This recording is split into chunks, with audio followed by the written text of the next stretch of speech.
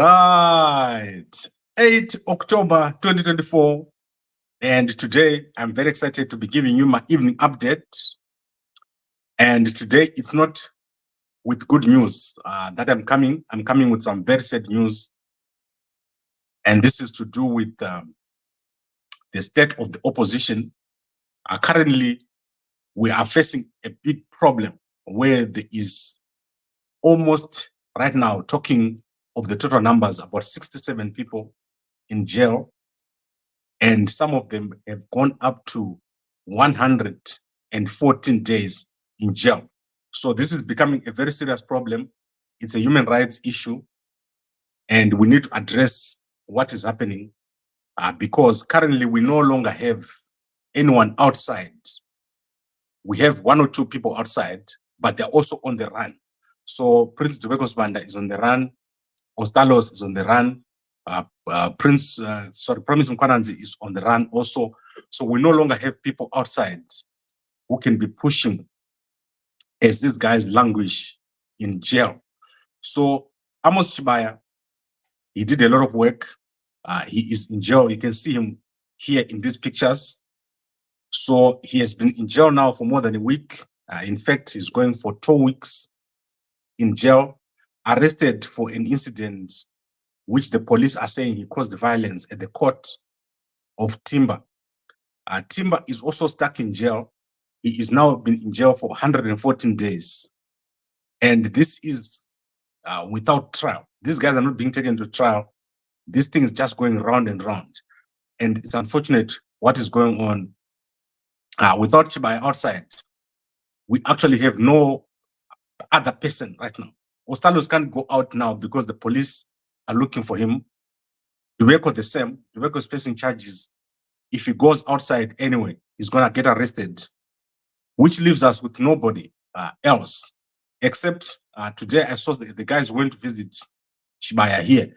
If you go on Twitter, you see that the guys went to visit Chibaya. But there is basically no one outside right now who is capable of chasing this situation and making sure that there's leadership while these guys are in jail. Basically, the Blue Movement has been paralyzed. And this is a massive, massive problem. So this is Mkoma Begezela Maplanka. He was at Retton Road in solidarity with Chibaya and Timber and 78 others.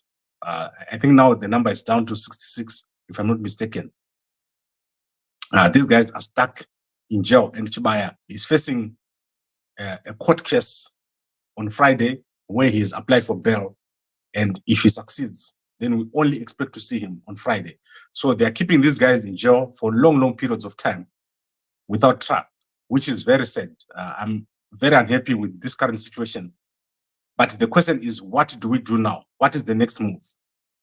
And my next move is, as I said, I'm going to travel to the United Nations and we're going to bring this situation to their attention. I'll let you guys know of the day when I'll go to the United Nations Human Rights Commission in Washington. And this is already finalized. So I'll just let you know of the day when I'm going to go over there to bring to their attention this situation that is happening in Zimbabwe. You know that we've done SADC. We've done, I've done all the presidents. We have tried to bring to their attention this situation. So the only place that is left right now is the United Nations. So that is the trip that I'm going to be making very, very soon. I'll let you know once all the paperwork is finalized and we know who I'm going to meet over there to bring to their attention this situation. I would like to also ask everyone not to lose sight of these guys. This situation needs the attention of everyone.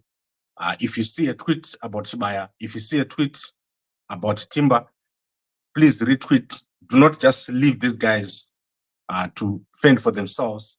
That is why you see that when people are arrested and then they come out, they just disappear because they are afraid that what is happening here will happen to them and they'll be left alone and no one will be paying attention. But the truth is that we are paying attention. And personally myself, I'm putting a lot of my own resources into making sure that there is international attention on this situation. And as I said, the next place we're going to is the United Nations in Washington.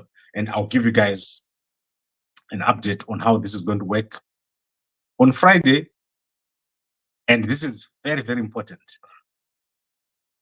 On Friday, we are going to have a revelation on the murder of Pastor Tafmane Masaya. So as I said to you, I have talked to Tinashe Jonasi, who had joined the CIO. And Tinashe Jonasi says he knows the people who killed Pastor Tafmane Masaya.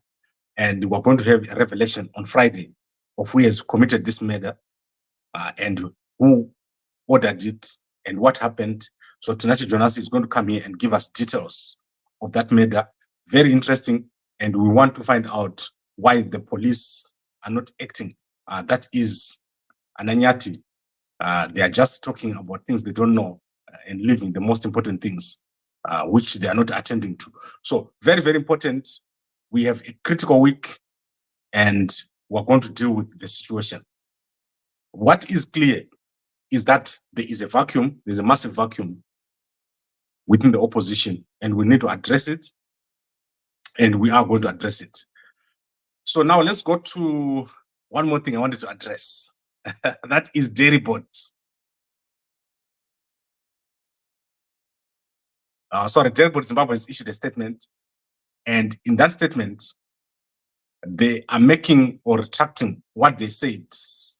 So they are retracting what they say. They're saying Dairiboard notes with concern various online media reports on the purported closure of its Zimbabwe operations and subsequent relocation to South Africa.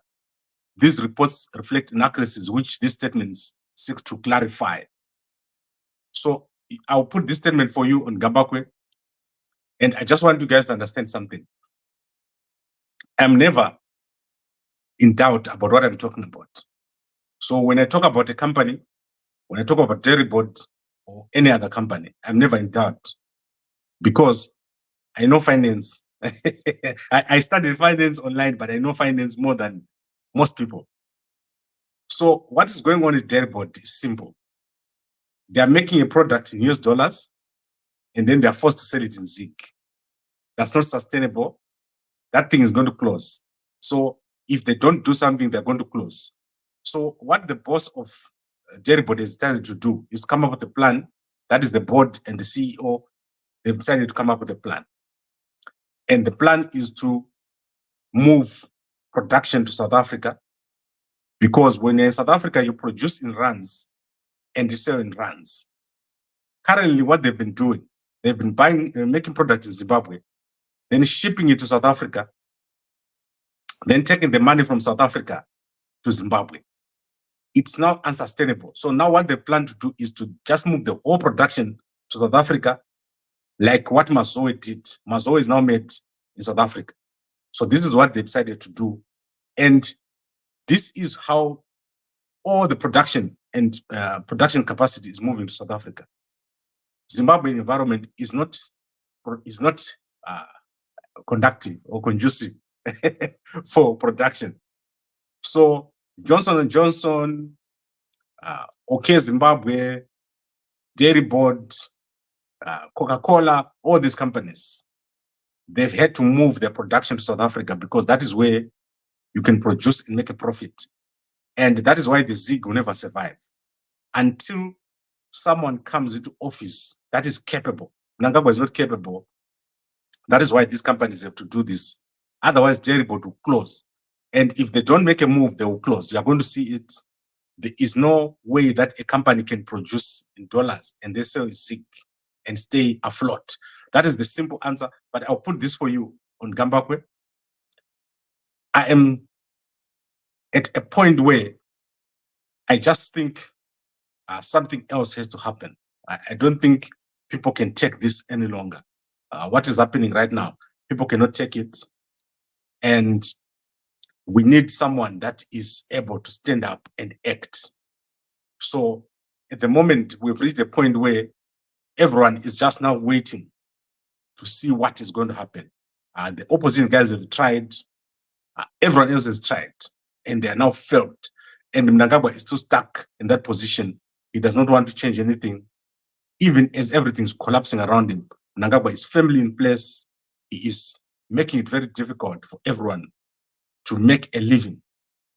And every day the situation is getting worse. Without advice, he doesn't take advice from anyone. He just continues the way that he likes. So let's see if something happens, like I predicted, within the next 3 weeks. Let's see if something big happens. And then finally, the removal of Mnangagwa before the end of December. Those are my predictions. So let me go to the comments and then recap. This is an evening session. I just do this for clarity. We said, Emmanuel said, how far ED resignation? Okay, you think I'm joking? 27 December, we come back here and I'll tell you what would have happened to Mnangagwa. These people are cruel. Yes, Mkomati, these people are cruel. And then Mkoma Paridza is saying, it is said Mnangagwa is running. How far Gambakwe? Yes, before the end of December, Mnangagwa will be gone. You're going to see it, and it's going to happen here. But what I want us to focus on right now is the vacuum that has been created by the departure of most of the guys that are in the opposition. Chibaya is gone, Dubeko is being chased, Ostalos is being chased, Promise Nkwanans is being chased. Every guy that you know is being chased, and Chibaya is stuck in jail. Timber and 66 others are stuck in jail. This photo makes me so sad to see Amos Chibaya here. Amos Chibaya is a very active guy. And I have been talking to the Blue Movement for the past year on almost a weekly basis. There's no week that passed without me talking to these guys. And Chibaya was always there to talk to me. And obviously, guys like Dubeko, I talk to them every day. Ostalos, as you could see, was recently in the United States. But with these guys behind bars, it's going to be very difficult. Someone else has to come up and take these positions and make sure that we've got a strong opposition. So on Friday, that's when we're going to know what is going to happen to Chibaya, if he's going to get bail or not. If he doesn't get bail, we are now in another vicious cycle where we've got opposition leaders stuck in jail. And as I said, we have to address this issue at the United Nations, where I'm going to go very, very soon. And I'm going to approach the highest offices at the United Nations. You saw me at SADC, Gambakwe, the first Zimbabwean man to go to SADC. That was me over there. Now I'm going to be the first Zimbabwean man to go to the United Nations. It's going to be very important and necessary. And to those who don't know what I'm talking about, Gambakwe, the first man at SADC, is going to be, I'm going to give you one of these photos with me in Washington very, very soon. Because we need to address the situation with the 68 arrested people of the opposition without trial, who are just stuck in jail. So I would like to thank all of you for watching. Let's see if there's any new comments here that have come. Let me tell you what happened today. So I go to gym and I'm walking back home, right? So I've got this thing that I do in the morning where I go to gym and come back walking. And then the guys are driving in traffic. Like there's a lot of traffic. Then some guys looked at me because they know me. So, and the guys who follow Gambakwe, they are very interesting. So one car goes all the way out of traffic, turns around, and comes back to greet me. Like the guys came to physically greet me. So now I get this so much that guys just get out of their cars to greet me. Guys, I'll end up not walking because Mazana just shansa tricky the matter.